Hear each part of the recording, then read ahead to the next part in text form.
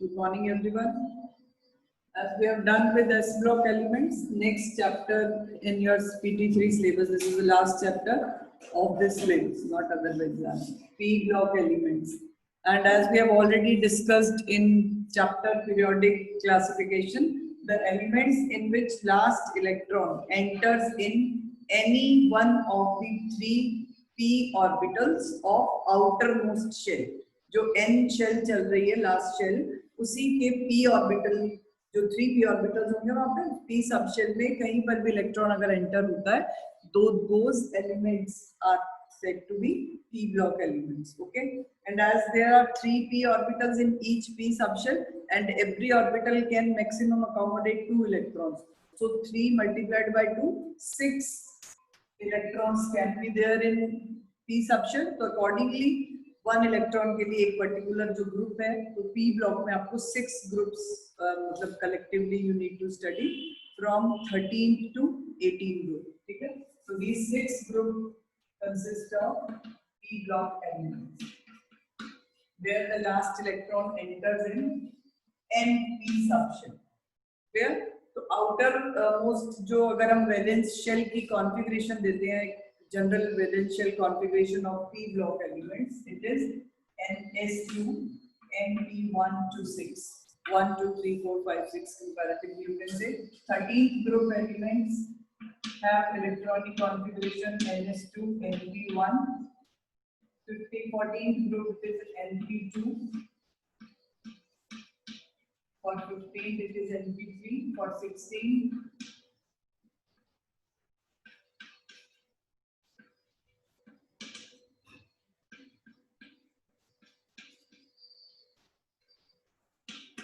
accordingly, these are the general outer shell configuration for p block elements. क्योंकि outermost shell में at a time दो ही subshells fill होती हैं, S and P. So these elements, p block as well as S block element, दोनों में ही जो last electron की filling है वो outermost shell में चलती है. So these elements are collectively called as representative elements.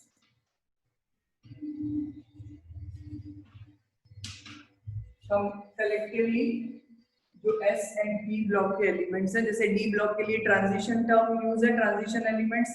F block elements are called inner transition elements.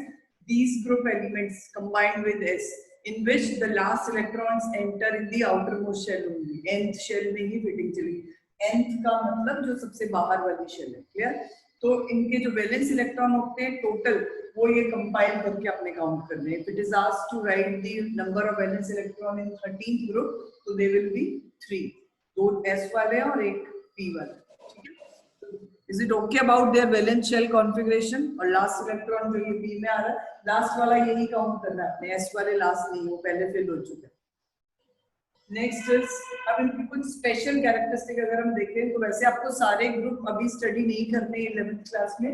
You have only these 2 groups in syllabus 13 and 14. बाकी 4 आपको 12th में. एक प्रीवियस ईयर में सीबीएसई ने changes किए थे तो 15th ग्रुप 11th में इंक्लूड किया था, बट नॉट लास्ट ईयर, एक साल पहले वाली और बात है, मतलब लास्ट टू लास्ट ईयर. उसके बाद दोबारा से फिर उन्होंने चेंज कर दिया. Last year again it is shifted to +2, but पढ़ने सारे ही हैं, चाहे 11th में पढ़ो 12th में पढ़ो, अभी 2 है. ठीक है, तो 13 14 ग्रुप अभी हम बाद में डिस्कस करते हैं. थोड़ा सा general characteristics of P block element. अगर हम एक वर्सेटाइल नेचर या डाइवर्सिटी जिसको हम कहते हैं एलिमेंट्स में, वो सारी आपको पी ब्लॉक में मिलती है. Because S block elements are characteristic metals, D block elements are also characteristic metals. F block में भी inner transition element भी metals ही हैं ज़्यादा या radioactive elements हैं. But this group consists of diversity, or you can say diverse elements.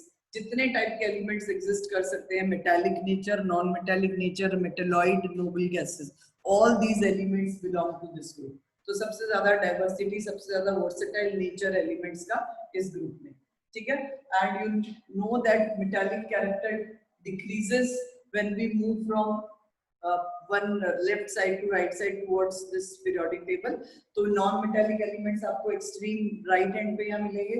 18th group is of noble gases, और metallic element जो है वो generally 13th group के last, मतलब 13 and 14 group में जो last वाले heavy elements हैं, they are typical metal. Otherwise 13 group जो स्टार्ट हो रहा है बोरॉन से,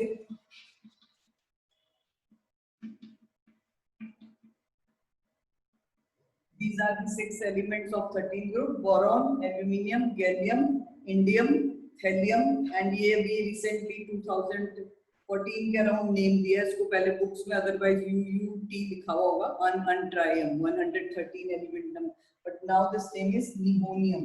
अभी बुक्स में नहीं आया names, but otherwise it is named as nihonium 113 element. Boron is 5, 13, 31, 49, 51, and this is 113. These are 6 elements of 13 group. 14 group में आपके पास है carbon, then silicon, germanium, antimony, tin sulfide, 50, lead, 82, और यहाँ एक लास्ट है, वो भी बुक्स में आपको UQ से मिलेगा, unquadium, but the name is recently you can say, जब नेम्स आयुपेक की तरफ से प्रॉपर आ जाते हैं, रेकमेंड हो जाते हैं, तब वो एक्चुअली वो सिंबॉलिक नेम है। जो हमने सिस्टम पढ़ा था, अनट्रायम या व्हाटएवर इज द नेम, वो नेम तब तक रहते हैं पीरियोडिक टेबल में जब तक आयुपेक रेकमेंड नहीं करता एक पर्टिकुलर नेम को। तो these names are recently recommended by IUPAC। इसका निहोनियम है 114 इज फ्लेरोबियम, FLE। अब ये पूरा हो चुका है, फिर जो लास्ट पीरियड है ना 7th, पहले बुक्स में अभी इनकम्प्लीट है, कहीं कहीं पे स्पेसेस हैं खाली, बट अगर आप अभी नेट पे सर्च करोगे तो एंटायर पीरियोडिक टेबल आपको मिलेगी with the names of the elements itself, without that symbolic name. ठीक है, अब ये प्रॉपर वही नेम्स और सिंबल्स हैं जो आयुपेक ने रेकमेंड कर दिए। तो this is FL, fluorine F होता है, ये FL फ्लेरोबियम 114, दोनों ही रेडियो एक्टिव एलिमेंट्स है, तो इनको ज्यादा स्टडी नहीं करना, बस थोड़ा सा नेम माइंड में रख सकते हो, न्यूली डिस्कवर्ड एलिमेंट्स हैं। अदरवाइज जो बुक में आपको चैप्टर में मिलेंगे वो up to thallium and lead तक ही 14 एंड 13 ग्रुप। ठीक है, उसके बाद वाले ग्रुप्स 15 में यहाँ से नाइट्रोजन फैमिली, अब जो नेम्स भी आपको थोड़ा सा, this is called boron group और boron family, this is called carbon group और कार्बन फैमिली।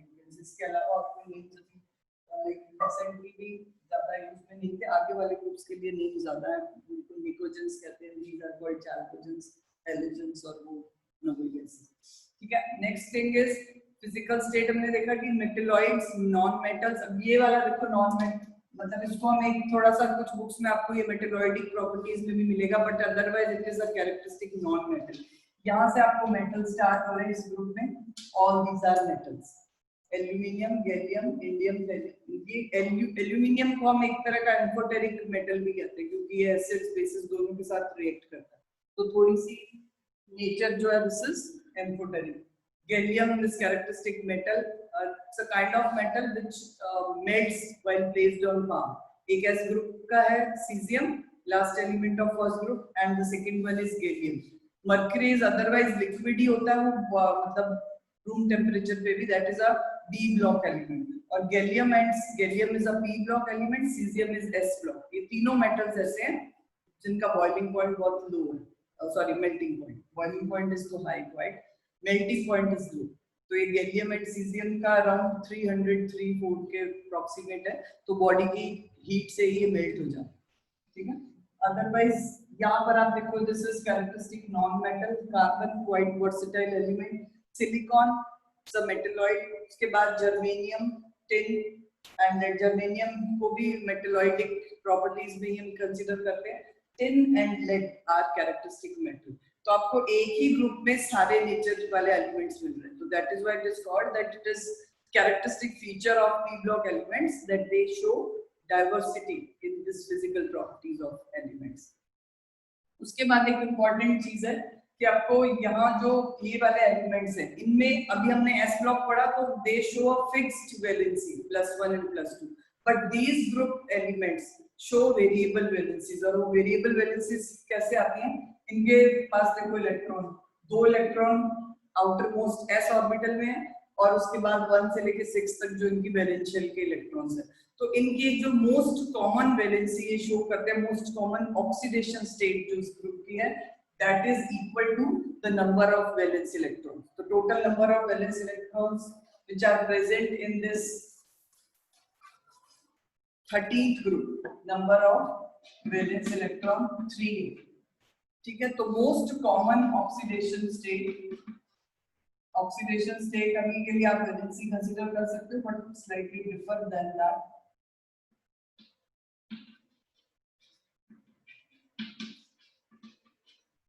Will be 3. तो जो +3 स्टेट ये कॉमनली शो करते हैं. केटायंस के फॉर्म में जनरली एल्यूमिनियम फिर भी केटायन बना लेता है, but boron it's very difficult for boron to form +3 cation. Otherwise oxidation state ये +3 शो कर रहा है, बट कोवेलेंट कंपाउंड्स हैं बोरॉन के एसेंशियली, आयनिक नहीं है, बिकॉज आयनिक कंपाउंड के लिए आयंस बनाना पहले जरूरी है एटम्स का. तो आयंस बनने के लिए 3 electrons it is to be lost. For boron small sized atom it is very difficult to form or to lose 3 electrons. जो ionization enthalpy value आती है तीनों सम जो आएगा फर्स्ट सेकंड एंड थर्ड का, that is very high for boron. So boron doesn't form any cation.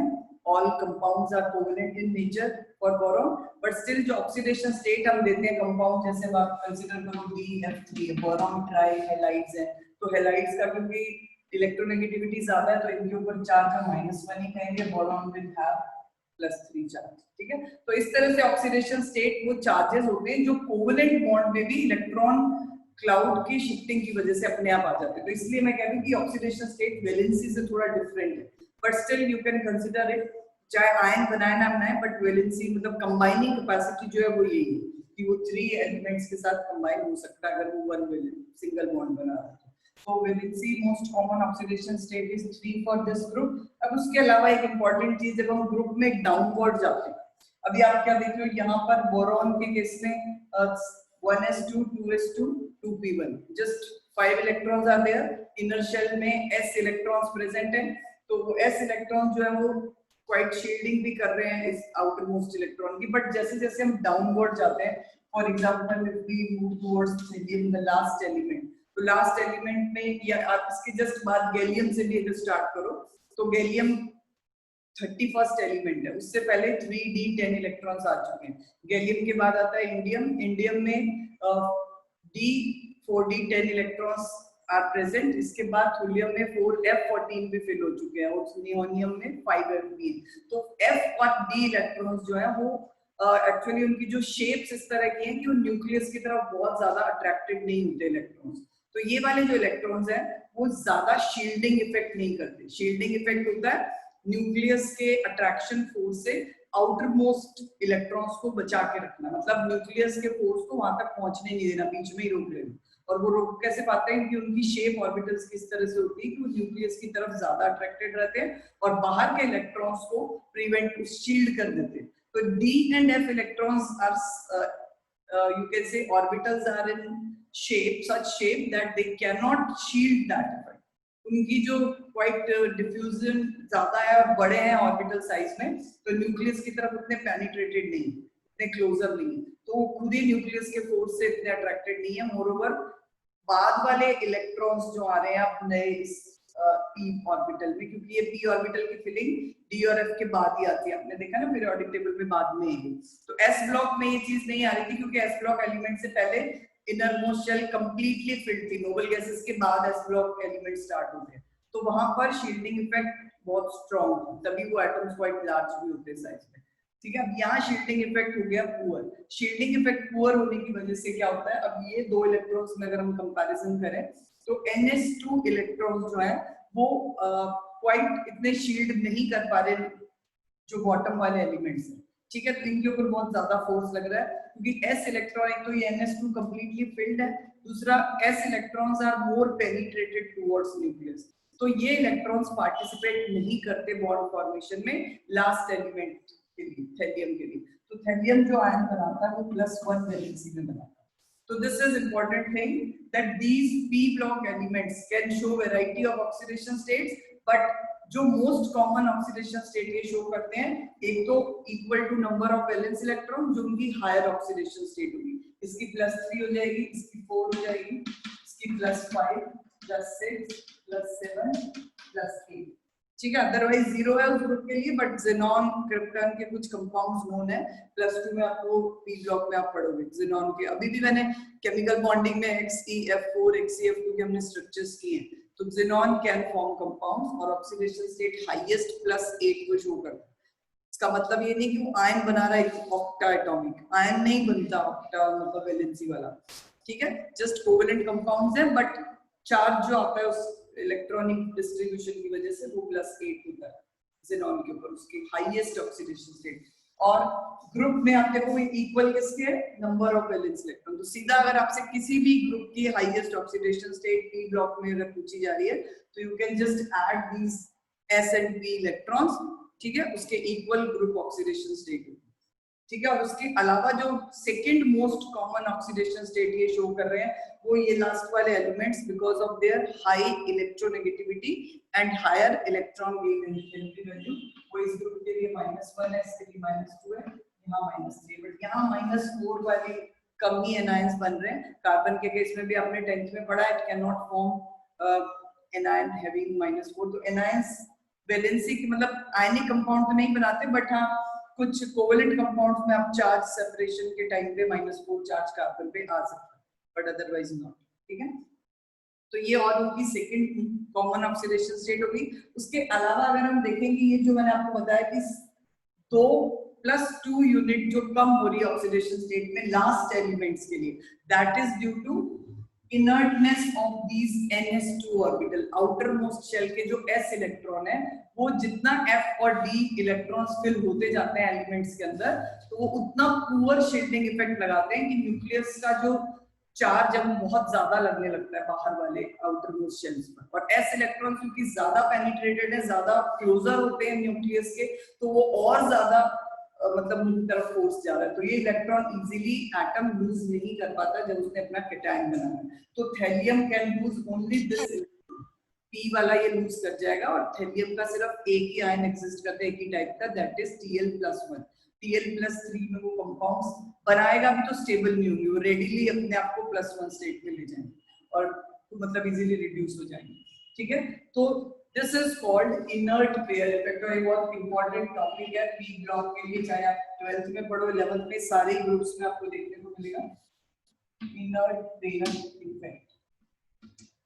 Inert का मतलब chemically reactive नहीं है, पेयर हो गया इलेक्ट्रॉन पेयर, इफेक्ट क्या है कि NS2 electrons for the heavier element, especially the last element in the group, यहाँ पर lead है इस ग्रुप में और इस ग्रुप में थैलियम है। इस ग्रुप की कॉमन ऑक्सीडेशन स्टेट +4 है, but lead is more stable in +2 state. आप lead का तो कंपाउंड बहुत टाइम से पढ़ते आ रहे हो, PbCl2 PbNO3 ट्वाइस, तो lead के ज्यादा स्टेबल कंपाउंड +2 स्टेट में मिलते हैं।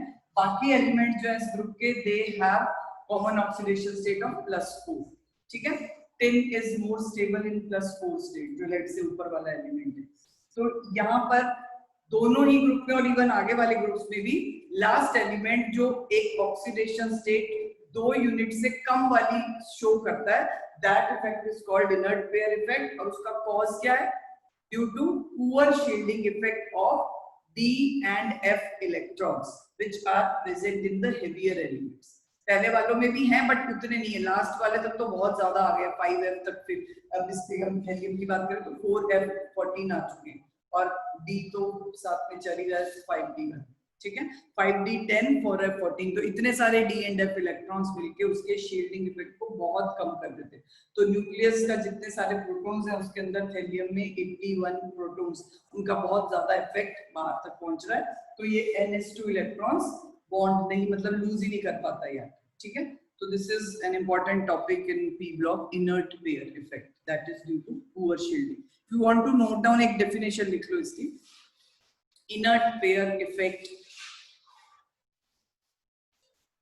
रिलक्टेंस, वर्ड अगर क्लियर नहीं हो रहा बोलने से, रिलक्टेंस कहते हैं तरह की लेस रिएक्टिविटी या पार्टिसिपेट नहीं कर पाना किसी भी चीज में, reluctance of NS2 electrons, reluctance of NS2 electrons in bond formation, in bond formation in heavier elements of p block, in heavier elements of p block,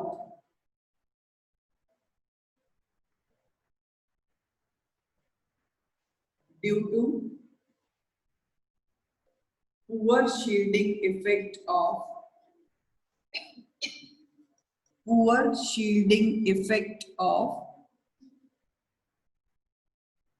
D and F electrons. Inner कर देना, inner D and F electrons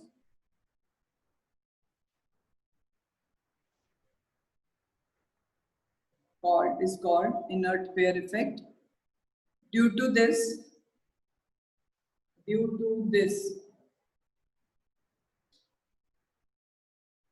last elements of p block, last elements of each group in p block show common oxidation state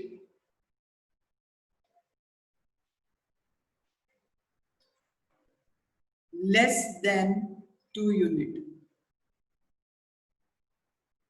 means अगर common oxidation state +3 है तो last element +1 show करेगा, 14 group की common oxidation state +4 है, last वाला +2 ही show करेगा। मतलब बाकी जो है वो मिडल वाले जो दोनों ही शो करते हैं, बट लास्ट वाले के पास सिर्फ एक ही पॉसिबिलिटी रह जाएगी कि वो लोअर वाली ऑक्सीडेशन स्टेट शो करेगा, डिफरेंस 2 का होगा। डी ब्लॉक में डिफरेंस 1 का होता है। ये भी एक कैरेक्टरिस्टिक फीचर्स है इनके कि वेरिएबिलिटी जो ये शो कर रहे हैं पॉजिटिव ऑक्सीडेशन स्टेट में, इनमें डिफरेंस जनरली +2 का मिलता है क्योंकि इस डिफरेंस की वजह से। बट डी ब्लॉक में ये डिफरेंस 1 का ही होता है क्योंकि हर एक डी इलेक्ट्रॉन भी अपनी तरफ से बॉन्ड फॉर्मेशन करता है। D block elements can maximum form 7 bonds, 5 empty D orbitals अगर वहां पे है, एम्प्टी नहीं हाफ फिल्ड, तो 5 सिंगल बॉन्ड वो बना लेते हैं, 2 उसके पास s वाले भी हैं, तो इस तरह से +7 और 8 तक highest oxidation state D block element भी शो करते हैं। यहाँ पे भी +8 हाईएस्ट है, तो सिर्फ ज़ेनॉन के केस में होगी, यहाँ +7। तो इस केस में इतना पॉजिटिव ऑक्सीडेशन स्टेट शो नहीं करते हैलोजेंस, टेंडेंसी नहीं है ज्यादा। बट बाकी ग्रुप्स में आप देखोगे तो लास्ट एलिमेंट्स के लिए +5 है तो उधर +3 हो जाएगी, +6 है तो यहाँ +4 हो जाएगी। तो this is the inert pair effect. अब एक और इंटरेस्टिंग फीचर है पी ब्लॉक एलिमेंट्स के लिए कि ये जो एलिमेंट्स है because of there small size they can form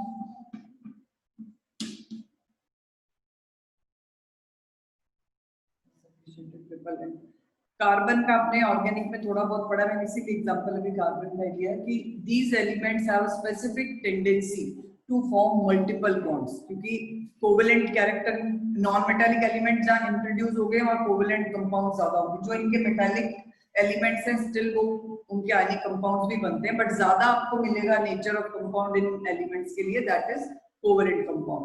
और कोवेलेंट कंपाउंड बनाने के अंदर ये एक इंपॉर्टेंट फीचर जो ये पाई बॉन्ड्स बनाते हैं। पाई बॉन्ड्स कैसे बनते हैं अगर आपको याद हो बेटा, केमिकल बॉन्डिंग में हमने किया था, हाइब्रिडाइज्ड जो एटम होता है, सेंट्रल एटम जब हाइब्रिडाइजेशन करता है तो जितने ऑर्बिटल्स हाइब्रिडाइजेशन में इन्वॉल्व हो चुके हैं all those orbitals result in sigma bond. अब उसके बाद अगर कोई ऐसा ऑर्बिटल बचा है जो हाफ फिल्ड है तो वो दूसरे एलिमेंट के हाफ फिल्ड ऑर्बिटल के साथ P orbital, generally not s orbital नहीं बनाते पाई बॉन्ड, तो p ऑर्बिटल्स या d ऑर्बिटल्स अगर एम्प्टी हैं तो they can overlap together resulting in a pi bond. तो वो पाई बॉन्ड 2 सिमिलर एटम्स में भी बन सकते हैं, 2 डिसिमिलर एटम्स में भी बन सकते हैं। अब ये पाई बॉन्ड क्या है, 2 तरह से बनते हैं। जैसे अगर कार्बन ऑक्सीजन या नाइट्रोजन के साथ कंबाइन होता है तो ये भी एक सेकंड पीरियड का एलिमेंट है, ये भी सेकंड पीरियड का एलिमेंट है, दोनों में ही एम्प्टी डी ऑर्बिटल्स अवेलेबल नहीं है, तो ये अपने p ऑर्बिटल्स को इन्वॉल्व करते हैं पाई बॉन्डिंग में। तो इस टाइप की पाई बॉन्डिंग जिसमें सिर्फ p ऑर्बिटल्स इन्वॉल्व है, that is called p pi bond. तो ये एक यूनिक फीचर है सिर्फ सेकंड पीरियड एलिमेंट्स का, that they can form p pi bonds. p पाई का मतलब p ऑर्बिटल्स इसके और p ऑर्बिटल इसके, चाहे वो आपस में जैसे O2 मॉलिक्यूल भी तो एक पाई बॉन्ड से बन रहा है, N ट्रिपल बॉन्ड है, ये भी 2 पाई बॉन्ड्स बन रहे हैं। तो इन सारे एलिमेंट्स का ये जो यूनिक फीचर है ये इनके एक तरह की एनोमलस प्रॉपर्टी में भी आता है कि they can form easily form p pi bond due to their small size. और 2p ऑर्बिटल जब इन्वॉल्व होता है पाई बॉन्ड बनाने में तो स्मॉल साइज की वजह से जो ओवरलैपिंग हो रही है इलेक्ट्रॉन क्लाउड की वो बहुत इफेक्टिव होती है। तो p pi bonds are very strong, मतलब as compared to other type of pi bonds, क्योंकि pi bonds d pi p pi भी होते हैं, नेक्स्ट टाइप आपको ये मिल सकता है, और they can also be d pi d pi। तो इनमें सबसे स्ट्रॉन्ग जो होते हैं ये वाले होते हैं बिकॉज छोटे ऑर्बिटल से बने। जब d आ गया तो d तो थर्ड शेल में आएगा, ठीक है ना, 3d से कम तो कोई d ऑर्बिटल है ही नहीं, तो ये लार्जर हो गए साइज में। उसके बाद d pi तो 3d 4d आगे जिन लार्ज एलिमेंट्स जो हेवियर एलिमेंट्स उनके लिए जो आउटर उनका सबसे लास्ट वाला d होगा वो ही इन्वॉल्व होगा। तो ये वाले p ऑर्बिटल्स थोड़े वीकर होते हैं एज कंपेयर टू दैट। तो ये एक इंपॉर्टेंट टेंडेंसी मल्टीपल बॉन्ड बनाने की इन एलिमेंट्स में मिलती है। और इसी की वजह से क्या होता है, जैसे अब ऑक्सीजन है, ऑक्सीजन और फ्लोरीन दो तरह के एलिमेंट्स हैं जिनको मोस्ट इलेक्ट्रोनेगेटिव एलिमेंट कहते हैं। और जब एलिमेंट्स अपनी आपने बॉन्डिंग चैप्टर में भी अगर देखा होगा तो जहां हम sp3 के बियॉन्ड अगर जब हम कंपाउंड्स पढ़ते हैं तो हमारे पास ज्यादा ऑप्शंस क्या आती हैं, जैसे IF5 हमने पढ़ा, IF7 पढ़ा, या xenon के कंपाउंड पढ़ लो, HCF4 HCF6 है, HCF2 भी है, या फिर एक है XeO3 xenon के OF2, इस तरह के कंपाउंड्स होंगे। मतलब जनरली आप देखोगे कि जो ये p ब्लॉक एलिमेंट्स जो हैं जब वो हायर ऑक्सीडेशन स्टेट में इतने बॉन्ड्स बना रहे हैं 7-8 बॉन्ड्स, तब जनरली जो एलिमेंट एसोसिएटेड होगा ना वो या तो फ्लोरीन होगा या ऑक्सीजन होगा।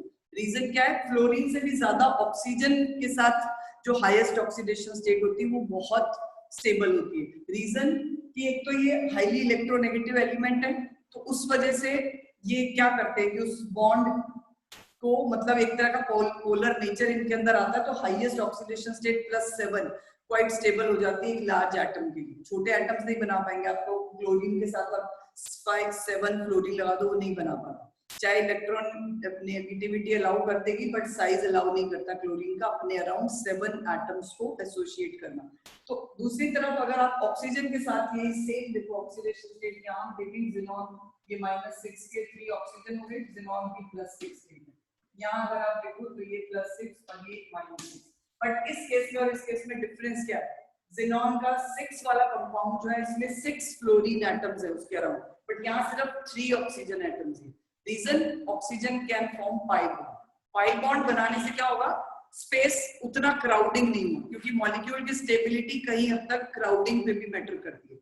जितना ज्यादा क्राउडिंग होगी मॉलिक्यूल स्टेबल नहीं होते। इसलिए आप देखोगे कि जब भी ये एलिमेंट्स अपने हाईएस्ट ऑक्सीडेशन स्टेट में होते हैं जनरली जो कंपाउंड्स बनते हैं वो या तो ऑक्साइड्स होते हैं या फ्लोराइड्स होते हैं। दिस इज बिकॉज, और फ्लोराइड्स को भी एक्सीड कर जाता है ऑक्सीजन। मोस्ट इलेक्ट्रोनेगेटिव तो फ्लोरीन है, फ्लोरीन बना रहा है, बट उससे भी ज्यादा स्टेबल कंपाउंड ऑक्सीजन बना पाता है because of this tendency to form pi bonds. और ये पाई बॉन्ड सबसे ज्यादा स्टेबल ही p pi के केस में होते हैं। तो बाकी एलिमेंट्स भी ग्रुप के पाई बॉन्ड्स बनाते हैं, जैसे सल्फर बना रहा है, बट सल्फर के केस में वो bonding d pi p pi होती है। तो यही रीजन है कि इनके जो फर्स्ट एलिमेंट्स हैं, oxygen is a gas, nitrogen is a gas, but other elements are, जैसे ऑक्सीजन के नीचे सल्फर है वो सॉलिड है, नाइट्रोजन के नीचे फास्फोरस है वो भी सॉलिड है, क्योंकि वो पाई बॉन्ड बना ही नहीं पाते, आपस में नहीं बना पाते। Sulphur S double bond S इतना स्टेबल नहीं है जितना ऑक्सीजन, ठीक है। तो ये एक unique nature, multiple bonding and inert pair effect, दो चीजें आपको ये मैंने जनरल बताई हैं। अभी हम मेन ग्रुप वाइज ग्रुप 13 की properties will start from tomorrow, ठीक है। तो कुछ एक इसके एग्जांपल्स बुक में आपको दिए हुए हैं, जैसे नाइट्रेट आयन है, नाइट्रेट आयन में भी ये p pi बॉन्ड बनता है तो ये स्टेबल है। सल्फेट आयन में भी p बॉन्डिंग पॉसिबल है, सल्फर डाइऑक्साइड में भी है, SO3 ट्राइऑक्साइड में, बट ये जो पाई बॉन्ड्स हैं ये d pi ऑर्बिटल्स इन्वॉल्व हो रहे हैं, तो इसके कंपैरेटिवली वीकर। तो few examples are given in book in general characteristics of p block element. जहां d ऑर्बिटल स्टार्ट हो गया तो ये इसका जो यूनिक नेचर इसलिए आया क्योंकि इनमें एम्प्टी d ऑर्बिटल्स है ही नहीं, सिर्फ p ऑर्बिटल्स ये यूज कर रहे हैं। और d ऑर्बिटल ना होने का एक और जो इनको लॉस आप कह सकते हो कि ऑक्सीडेशन स्टेट को ज्यादा नहीं एनहांस कर सकते, 4 ऑर्बिटल्स ये यूज कर लेंगे 1s 3p, बट उसके बाद नहीं जाएंगे, वो हम चैप्टर में आगे आगे एनोमलस प्रॉपर्टीज में कर लेंगे। ये दोनों चीज आपको क्लियर हुई। इनर्ट पेयर इफेक्ट क्या है और मल्टीपल बॉन्डिंग से बेनिफिट क्या मिलता है सेकेंड पीरियड एलिमेंट्स को specially. P5 P5 bonding is common only in second period elements of P block only. S block में भी नहीं है, D block में भी बना लेते हैं वो, बट फिर उनके भी d orbitals जनरली इन्वॉल्व होंगे। P5 P5 bonding is special characteristic of P block elements और उनके आपको पता है फर्स्ट मेंबर्स एग्जिस्ट उस फॉर्म में कर रहे हैं O2 N2 molecule, pi bond से ही उनकी स्टेबिलिटी है। Nitrogen N2 molecule is highly stable, 3 bond आ गए ना उस N2 में, आप किसी भी रूम टेम्परेचर पे नाइट्रोजन के साथ कोई रिएक्शन नहीं करवा सकते। और हमारे एटमॉस्फेयर में 78% नाइट्रोजन है, but still it is not reacting with anything, rather जो बैक्टीरिया है वही उसको नाइट्रेट्स में कन्वर्ट करके हमारे लिए यूजफुल बना रहे हैं, because it is highly stable molecule due to 3 bonds, एक सिग्मा और 2 pi. You can see the strength of this। और ऑक्सीजन में भी एक पाई बॉन्ड है, तो इसीलिए ऑक्सीजन भी इतनी इजीली रिएक्ट करता है, बट स्लो रिएक्शंस है। नाइट्रोजन एंड ऑक्सीजन जो एटमॉस्फेयर में दोनों गैसेस प्रेजेंट है हमारे एनवायरनमेंट में, वो आपस में कभी भी रिएक्ट नहीं करती, क्योंकि N2 बॉन्ड नहीं टूटता इजीली। 2000 केल्विन टेम्परेचर चाहिए अगर नाइट्रोजन को तोड़ना है। तो वो लाइटनिंग के टाइम पे अगर कभी आपने पढ़ा हो, थंडरिंग लाइटनिंग जब होती है, उस टाइम पे N2 and O2 they react together. General chemistry P block elements की इंटरेस्टिंग सी है। उसके बाद अभी ग्रुप में तो फिर वही चीजें हमने ट्रेंड्स वगैरह पढ़ने, और बाकी normal trends metallic nature, period में डाउनवर्ड डिक्रीज, ग्रुप में डाउन पीरियड में लेफ्ट टू राइट डिक्रीज है, एंड डाउनवर्ड्स आपको मिलेंगे मेटालिक एलिमेंट्स पी ब्लॉक में भी, बट अप टू 15 ग्रुप होंगे, उसके बाद नहीं है, उसके बाद सारे नॉन मेटालिक हैं। एंड आयनाइजेशन एंथैल्पी का ट्रेंड क्या है तो याद हो गया होगा, पीरियोडिसिटी फर्स्ट ग्रुप से सेकंड ग्रुप फिर आगे 13 तक अगर आए क्या होगा आयनाइजेशन एंथैल्पी इंक्रीज, क्योंकि साइज डिक्रीज हुआ है। 13th group elements are smaller than second group elements. आपने बीच में डी ब्लॉक को अभी इमेजिन नहीं करना, डी ब्लॉक को हम तब इंट्रोड्यूस करेंगे जब हमें शील्डिंग इफेक्ट की जरूरत है, अदरवाइज अब जो नॉर्मल ट्रेंड चलता आ रहा है वो नॉर्मली रहेगा। कई एक्सेप्शंस आएंगे, जैसे गैलियम के लिए एक्सेप्शन आता है क्योंकि गैलियम से पहले 10 नए डी इलेक्ट्रॉन्स इंट्रोड्यूस हुए। तो अदरवाइज ग्रुप में आप देखो boron, aluminium, gallium third number पे आ रहा है, ठीक है। और ये पीरियड 2 का नंबर 3 4 शेल्स हैं गैलियम में, एल्यूमिनियम में 3 शेल्स, बट गैलियम का साइज अगर आप बुक में टेबल बनी है उसमें देखो तो गैलियम का साइज छोटा है इससे एल्यूमिनियम से, 4-5 पिकोमीटर का डिफरेंस है, ये स्मॉलर है साइज में। रीजन क्या है, 3d10 के बाद इसकी फिलिंग हुई है 4p6, ठीक है, और 4p3। तो ये जो 3d10 इलेक्ट्रॉन्स हैं वो इसको शील्ड नहीं कर पा रहे न्यूक्लियस के चार्ज से, तो न्यूक्लियर चार्ज इस पे बहुत हाई लग रहा है एज कंपेयर टू एल्यूमिनियम, तो ये एल्यूमिनियम से छोटा हो गया। जहां न्यूक्लियस स्ट्रांगली पकड़ लेगा इलेक्ट्रॉन्स को विद इन शेल को, वहां एटम कॉन्ट्रैक्ट हो जाता है साइज में अपने आप, ठीक है। तो ये गैलियम इज स्मॉलर, ये भी एक इंपॉर्टेंट क्वेश्चन है इस चैप्टर में से, atomic radius of gallium is smaller. तो बाकी रेगुलर ट्रेंड है ग्रुप में डाउनवर्ड, बाकी सबके लिए इंक्रीज है, एक्सेप्शन एक यहाँ पर है क्योंकि फर्स्ट टाइम यहाँ पे इलेक्ट्रॉन्स आए हैं, उसके बाद तो और एलिमेंट्स में भी हैं, बट क्योंकि साथ साथ अब शेल भी बढ़ रही है तो इसके कंपैरेटिवली हम देखेंगे तो साइज बढ़ेगा ही, तो वो एल्यूमिनियम से ज्यादा ही है सबके साइज, सिर्फ इसका साइज छोटा है। तो अब ये छोटा है तो ऑब्वियसली इसकी आयनाइजेशन एंथैल्पी भी, first ionization enthalpy is higher as compare to, मतलब ग्रुप में डाउनवर्ड डिक्रीज होती है ना आई की वैल्यू, इसके लिए एक्सेप्शन आए। तो few exceptions are there, otherwise general trend will start with that tomorrow. Any doubt beta? Online students, general characteristics we have discussed only today, and tomorrow we'll start. No, ma'am. Tomorrow we don't have class now. From Monday we'll start. पहले जो मैं सारे plus यहाँ तक P block, redox reaction अभी इस term में नहीं रखा ना हमारे सिलेबस के अकॉर्डिंग। अब हमारे PT4 में 3 चैप्टर्स बचेंगे, हाइड्रोजन, रिडॉक्स रिएक्शंस, इक्विलिब्रियम, हाँ सच हाइड्रोकार्बन, वो चारों चैप्टर्स PT4